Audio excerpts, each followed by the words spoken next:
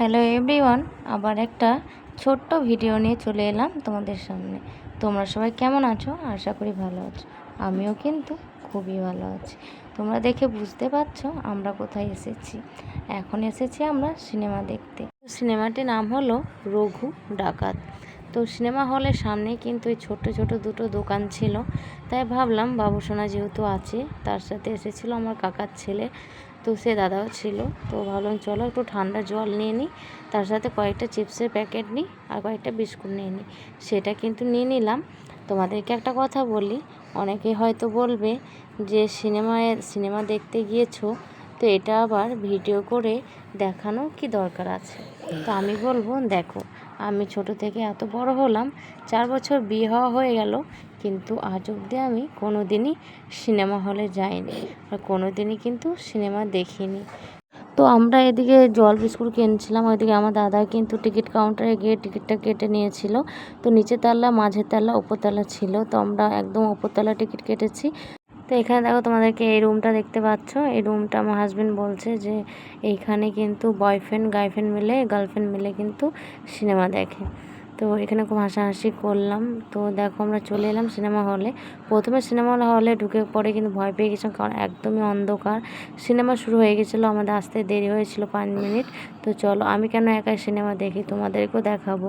তো চলো, পুরো ভিডিওটা দেখতে থাকো।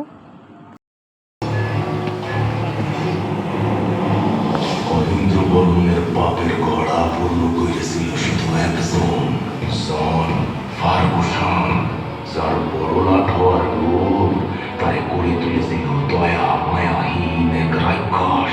The landlords are all here, sir. The agenda today is simple, gentlemen. I shall tell you about my plan. তো এতটাই অন্ধকার, দেখো আমরা দুজনেতে সেলফি তুলছিলাম, সেলফিটাও ঠিক মতো হচ্ছে না। তারপর দেখো কি সুন্দর একটা গান দিল, এই গানটাও কিন্তু তোমাদের সাথে শেয়ার করছি।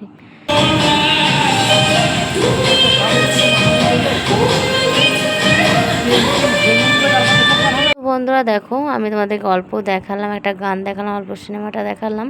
তো আমি এটাই বলবো যে তোমরাও আসো একবার সিনেমায় দেখে যাও।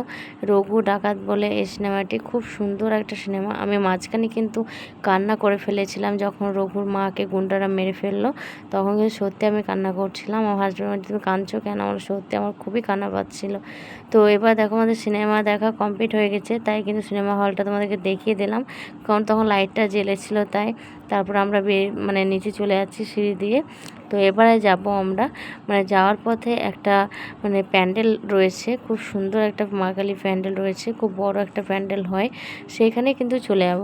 তো বলতে বলতে কিন্তু এই প্যান্ডেলের কাছে চলে এলাম। এখানে কিন্তু ছোটোখাটো মেলাও পড়ে, দেখো কত দোকান বসেছে, কিন্তু দোকানগুলো সবই বন্ধ, কারণ আমরা বাড়ি যাচ্ছিলাম কটা বাজে, 3:30-র দিকে, তাই কিন্তু দোকানগুলো বন্ধ। তো এইদিকে দেখো, আমরা কিন্তু বলতে বলতে প্যান্ডেলের কাছে চলে এলাম। এই দেখো, এটা হলো প্যান্ডেল, আমাদের মা কালীর প্যান্ডেল, ঠিক আছে। তো এইখানে দেখো কত সুন্দর ছোট ছোট হাঁড়িগুলো টাঙিয়ে রেখেছে, হাতের একটা ডিজাইন আছে, তার ওপরে কিন্তু দেখো কি সুন্দর একটা চক্র হাতের মধ্যে। তো এই প্যান্ডেলটি কোথায়, তোমরা যদি জেনে থাকো অবশ্যই কমেন্ট করে জানিও। আমি বলছি না তোমাদেরকে প্যান্ডেলটা কোথায়, ঠিক আছে। তো যারা আমাদের বাবার বাড়ি ওখানে ভিডিও দেখছো, তারা অবশ্যই কমেন্ট করে বলবে যে প্যান্ডেলটি কোথায়।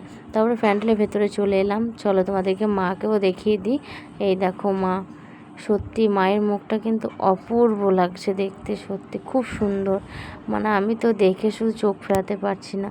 তারপর সাইডে দেখো সব রবার্টের সিস্টেম করেছে, হয়তো রবটের মাধ্যমে হয়তো কিছু বোঝাতে চেয়েছিল, কিন্তু যেহেতু আমরা দিনের বেলা এসেছিলাম, তাই কোনো লাইটার জ্বালায়নি, তাই কিন্তু বুঝতে পারিনি। হয়তো রাতে এলে হয়তো রবার্টের মধ্যে হয়তো কোনো লাইট ফাইট ছিল বা আরও কিছু সিনারি ছিল, বুঝতে পারছি না। এখন দিনের বেলায় যেহেতু এসেছি, তাই বুঝতে পারছি না। তো এখানে মাকে দর্শন করে নিলাম। আমার হাজব্যান্ড ফোনটা ধরেছিল, আমি বললাম ফোনটা ধরো, আমি মাকে প্রণাম করে আসি। বাবুসোনা যতগুলো প্যান্ডেলে যায়, ঠাকুরকে যখন প্রণাম করে, তার আগেই কিন্তু সে তার পাপাকে বলে, পাপা আমাকে টাকা দাও না, আমি ঠাকুরকে টাকা দিয়ে আমি প্রণাম করব। তো ওর ওই একটা জিনিস ওর মুখস্থ থেকে গেছে, যে যেই ঠাকুরের কাছে যায় না, যেই প্যান্ডেলে যায় না কেন, আগে টাকা দিব, তারপর প্রণাম করব। তোর পাপা ওকে টাকা দিয়ে দিয়েছিল, ও টাকা দিয়ে প্রণাম করলো। তো আমরা এবারে প্যান্ডেলের বাইরে বেরিয়ে যাবো, তোমাদেরকে বারটাও দেখাবো কেমন।